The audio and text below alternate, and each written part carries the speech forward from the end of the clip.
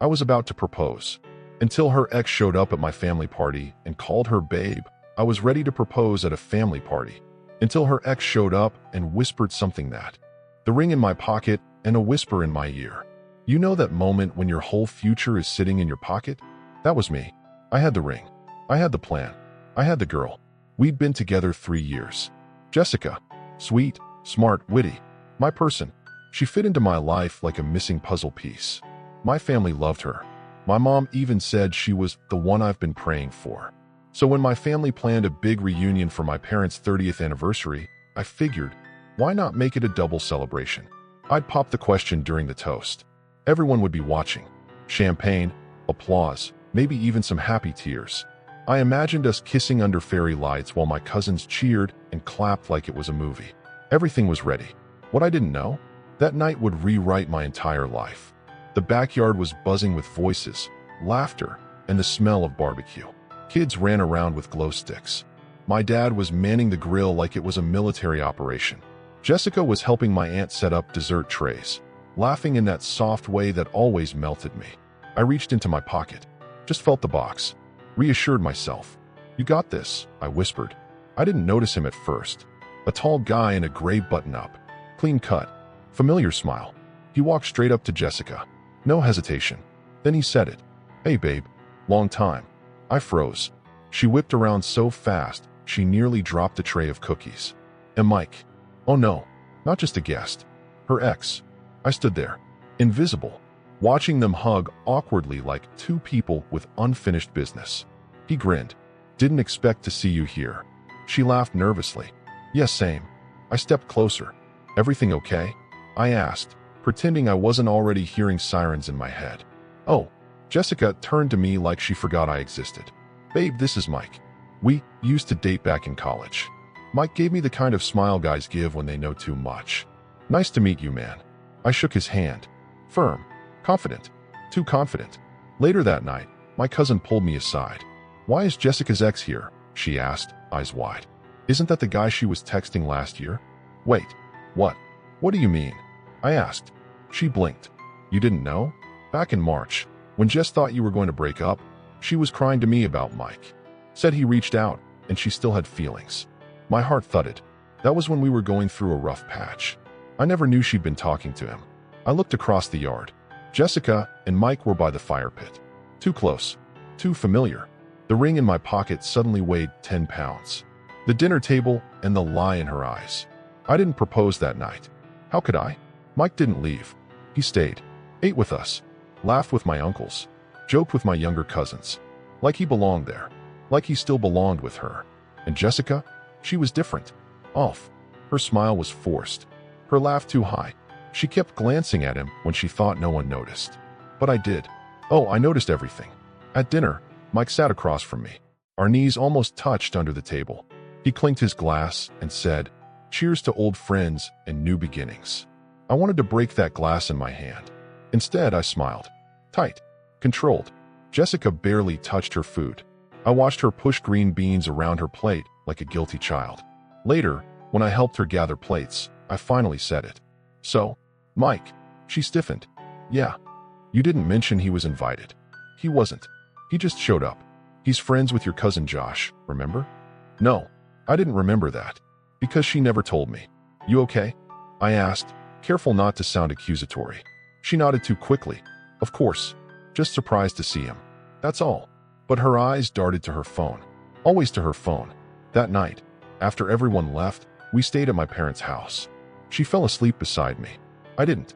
I stared at the ceiling for hours, that ring box still buried in my bag, burning a hole in my heart. Around 2 a.m., her phone lit up on the nightstand. Just a brief flash. Mike, I miss the way you used to look at me. My chest tightened. I opened the thread. It wasn't the first message. There were dozens. Weeks of them. You still think about that night? Sometimes I dream of you in that red dress. Do you ever regret choosing him over me? Maybe we could just talk. One drink. You owe me that. And her replies? Please don't. I can't do this. Not now. You're making this harder. But nowhere did she say she loved me. That she was happy. That it was over. Just, not now. Not no. Not never. Just, not now. Did you ever love me? The glow of her screen still burned in my eyes. I sat at the edge of the bed, staring at her sleeping face, wondering how long she'd been pretending. 10 minutes passed, then 20. Then her eyes fluttered open. She smiled. "Hey, you okay?" I held up her phone. The smile disappeared. "Mike messaged you," I said, my voice flat. At 2:04 a.m. She sat up slowly, like someone walking into a courtroom. I didn't reply. "But you have been," I said, scrolling. "For weeks. Maybe longer." She looked away. "I didn't cheat," she whispered. "I never said you did." She flinched like I'd slapped her. "Then why are you acting like this?" "Because you lied." "I didn't lie. I just didn't tell you everything." "That is a lie." Silence. A thick, suffocating silence. Then I asked the question I wasn't ready to ask. "Did you ever love me?" Her lips parted, but no words came. Seconds passed. Painful, echoing seconds. "I don't know," she finally said. "I thought I did." I stood up. The air in the room turned to ice. She reached for my hand, but I stepped back. "You were going to say yes?" I murmured. "I was going to propose tonight." Her hand dropped. "What?" She looked devastated, but all I felt was numb. "You were going to marry me, with him in your phone." Tears welled up in her eyes. "I didn't ask for this. I didn't want him to come, but you wanted to keep talking to him." She said nothing, and in that moment I realized, even if she never touched him again, even if she deleted his number, blocked every account, the part of her that belonged to me was already gone. Her cousin showed up with a drink and a truth bomb.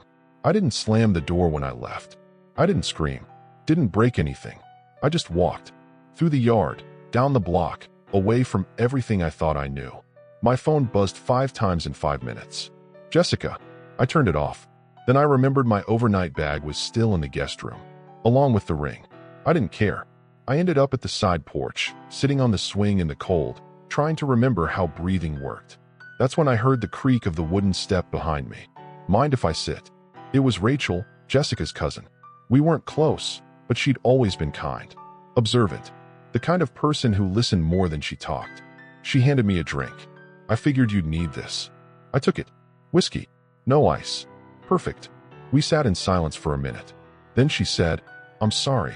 I looked at her, confused. "I saw them," she continued. "Jessica and Mike. Before dinner. Out by the old shed." He was holding her hand. I clenched the glass. She told him it was the wrong time, that she was scared, that she still wasn't sure. Rachel paused, then added, "She didn't pull away." The glass in my hand felt hot. "Why are you telling me this?" I asked quietly. "Because you deserve better," she said without hesitation. "And because I don't think anyone else will." She stayed with me a while longer. We talked about trust, about blind spots, about the way people hide pieces of themselves when they're scared to be seen fully. At some point, I laughed, not because anything was funny, but because pain sometimes wears the mask of humor to keep from bleeding out. Rachel laughed with me. Then she looked at me differently, not like Jessica used to, but like someone seeing past the wreckage, into whatever I still was beneath it. She came back, but I was already gone. I stayed away for 3 days. 3 days of silence, of thinking, of trying to untangle 3 years of memories from 3 weeks of betrayal. Jessica showed up at my apartment on the 4th. She looked like she hadn't slept. "I messed up," she whispered the moment I opened the door. "But I never stopped loving you." "Too late. I needed time," she pleaded. "Mike caught me in a weak moment. That's all it was." "Your weak moment almost became my lifetime," I said. Tears streamed down her cheeks. "You were going to propose," she said. I nodded. "But I'm not begging someone to stay with me. I'm not competing with a memory or a fantasy." Then I said the words I never thought I'd say. "I don't trust you." Her shoulders dropped like she'd been punched. That's when she saw it. The half-empty coffee mug on the counter. Lipstick on the rim. Rachel's lipstick. She didn't yell, didn't scream. She just said, "You moved on that fast?" I didn't answer, because I hadn't moved on. Not really. But Rachel had been there. Honest. Grounded. And when you're drowning, you reach for the closest shore. Jessica left without another word. I closed the door and breathed. That night, Rachel and I sat on my tiny couch, sipping cheap wine and watching a movie we'd already forgotten the name of. Then she said, "There's something I should tell you." I turned to her. She looked nervous. "Jessica," she did more than text Mike. They met. A few times.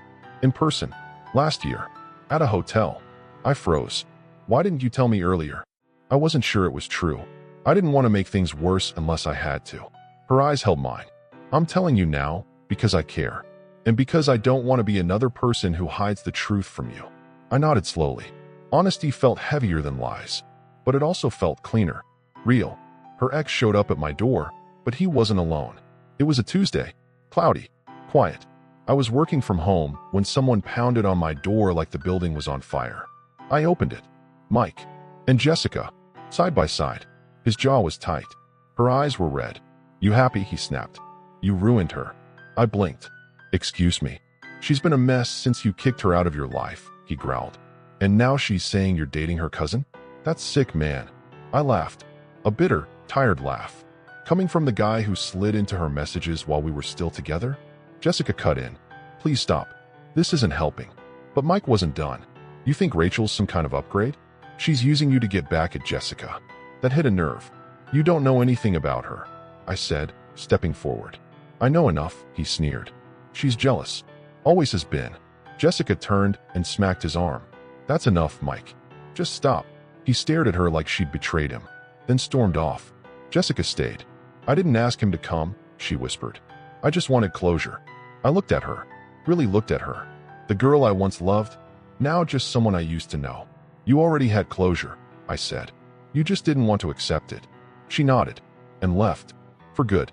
Later that week, Rachel and I sat in the park, watching kids chase pigeons and old men argue over chess. I heard about the surprise visit, she said.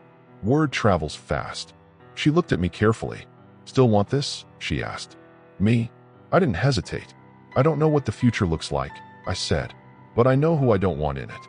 She smiled, and that was enough.